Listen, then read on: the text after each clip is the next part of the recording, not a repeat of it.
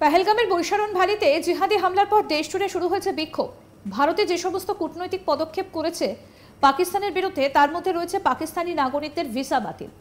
এছাড়া ভারতে বৈধ ভিসা নিয়ে থাকা পাকিস্তানিদের দেশে ফেরার জন্য নির্দেশ দেওয়া হয়েছে।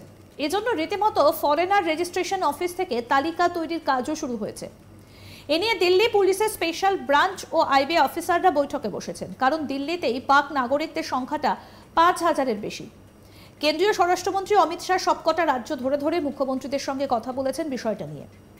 এ নিয়ে ত্রিপুরার মুখ্যমন্ত্রী বলছেন, স্বরাষ্ট্রমন্ত্রী আমাকে ফোন করেছিলেন, এরপর আমি রাজ্যের সমস্ত ডিএম এবং এসপিদের ত্রিপুরায় বসবাসকারী সমস্ত পাকিস্তানি নাগরিককে পাকিস্তানে ফেরত পাঠানোর জন্য যা যা করা দরকার তা করতে বলেছি।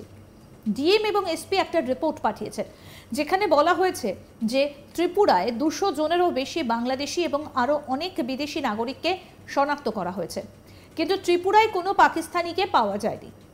আমি এই রিপোর্ট দিল্লিতেও জমা দিয়েছি। কি বলেছেন মুখ্যমন্ত্রী মানিক সাহা, শুনবো। नहीं वर्चुअल मीटिंग नहीं हुआ। नहीं डायरेक्टली उन्होंने मुझे फोन किया है माननीय स्वराष्ट्र मंत्री जी, और फोन करने के बाद उस वक्त मैंने वर्चुअली जितना डीएम एसपी था, वर्चुअली मैं उन लोगों को कहा कि कोई भी पाकिस्तानी यहाँ पर नहीं होना चाहिए, उन लोगों को अपना देश भेजने के लिए जो भी है करना है करना है करे, ये हमने कहा। मैंने देखा मीडिया में ये गलत ढंग से वो कहा गया है, ऐसा नहीं है। उन्होंने फोन किया है, हर चीफ मिनिस्टर को उन्होंने डायरेक्टली फोन किया। उसके बाद मैंने तुरंत वहां पर मैं वर्चुअली सभी एसपी, हमारा 8 डिस्ट्रिक्ट है, सभी एसपी और डीएम को मैंने कहा, और उन्होंने रिपोर्ट भी भेजा।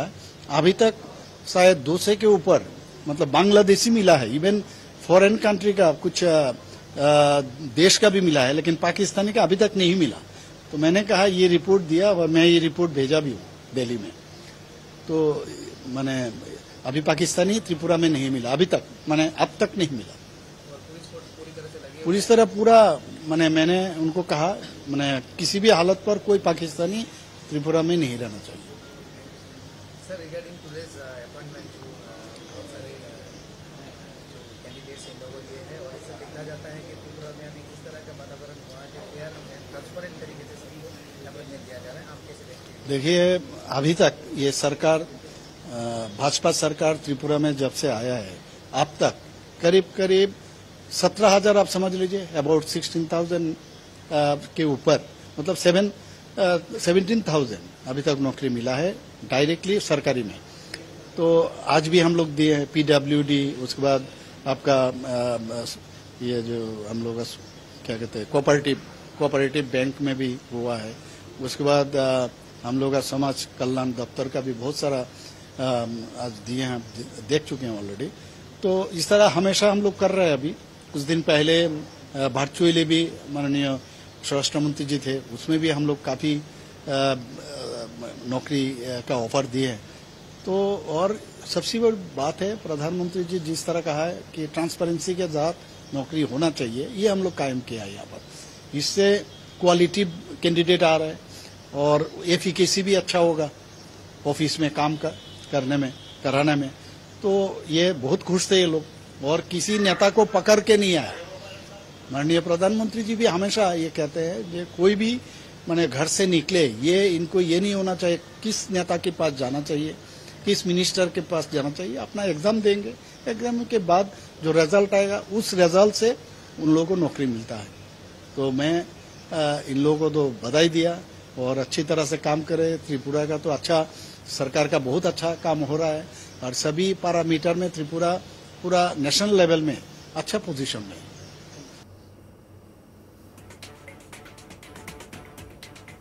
প্রসঙ্গত বলি, পেহেলগাম কাণ্ডের পর ভারত ও বাংলাদেশের মধ্যে যুদ্ধের পরিস্থিতি তৈরি হয়েছে।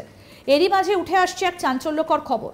টাইমস অফ ইন্ডিয়ার ওয়েবসাইটে প্রকাশিত এক প্রতিবেদন অনুযায়ী বর্তমানে ভিসা নিয়ে শহর কলকাতায় রয়েছেন প্রায় ৩০ জন পাকিস্তানি। পাশাপাশি গোটা রাজ্যে রয়েছেন আরও ৩০-এরও বেশি পাকিস্তানি। সেক্ষেত্রে মোট ৬০-এর বেশি পাকিস্তানি এই মুহূর্তে রয়েছেন রাজ্যে। তারা নতুন করে তদন্তের মুখোমুখি হচ্ছেন বলে জানা যাচ্ছে। এই বিষয়ে কলকাতা পুলিশের তরফে এখনো পর্যন্ত এসভিএস ভিসাধারীদের সংখ্যা নিশ্চিত করা যায়নি, অথবা কাউকে ফেরত পাঠানো হয়েছে কিনা সেই বিষয়েও কিছু জানায়নি। তবে এই বিষয়ে শনিবার একটা বিবৃতি জারি করেছে কলকাতা পুলিশ। সেখানে বলা হয়েছে দেশের নিয়ম অনুযায়ী সমস্ত নির্দেশ পালন করা হচ্ছে। উল্লেখ্য, পেহেলগাম হামলার পর বড় সিদ্ধান্ত নেয় ভারত। 2 দিনের মধ্যে পাকিস্তানের নাগরিকদের ভারত ছাড়ার নির্দেশ দেওয়া হয়, নয়তো কড়া পদক্ষেপের কথাও বলা হয় ভারতের তরফে। শুনে নেওয়া যাক এই বিষয়ে কি বললেন অবসরপ্রাপ্ত কর্নেল দীপ্তাংশু চৌধুরী। শুনবো। আমরা ইতিমধ্যে জানতে পেরেছি যে স্বরাষ্ট্রমন্ত্রী পশ্চিম বাংলার মুখ্যমন্ত্রীর সঙ্গে কথা বলেছে। প্রায় এখন দেশে যেই সময় এই ঘটনা ঘটেছে তারপর একটা নির্দেশ জারি হয় যে পাকিস্তানি যারা আছেন এই ভারতবর্ষে এই সময় ভিসা নিয়ে বৈধভাবে আছেন এবং তাদের 48 ঘন্টা সময় দিয়েছিল।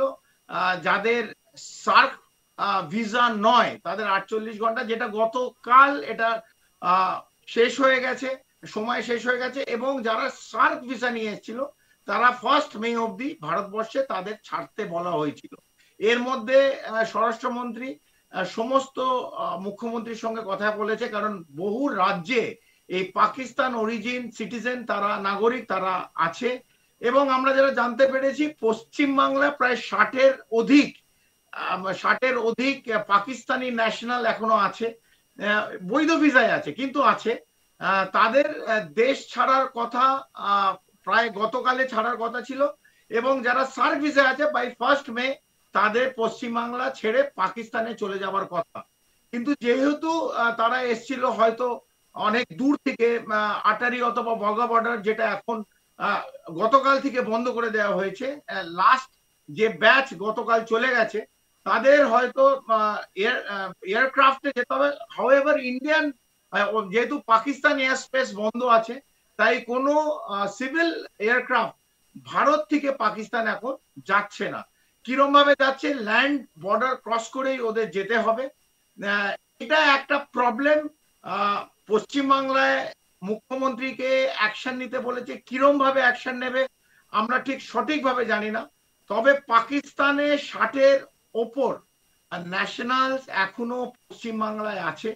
এটা যদিও বৈধভাবে, এদের কার্যকলাপ এরা কেন আছে, বৈধভাবে থাকতে পারে, এদের হয়তো কারোর ভারতবর্ষের নাগরিকের সঙ্গে বিয়ে হয়েছে অথবা তাদের সঙ্গে বেড়াতে এসছে ভিসা নিয়ে, কিন্তু আটকে গেছে, এই সময়টা আটকে গেছে। তাদের কিন্তু দেশ ছাড়তে হবে, ভারতবর্ষ ছাড়তে হবে।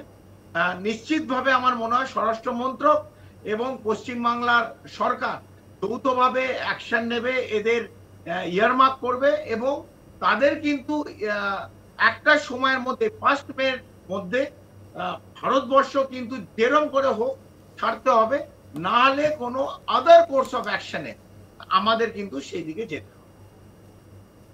আরো আপডেট পেতে দেখতে থাকুন আজ তাক বাংলা। সাবস্ক্রাইব করুন, নোটিফিকেশন পেতে বেল বাটন অপশন প্রেস করুন, হোয়াটসঅ্যাপেও ফলো করুন আজ তাক বাংলা।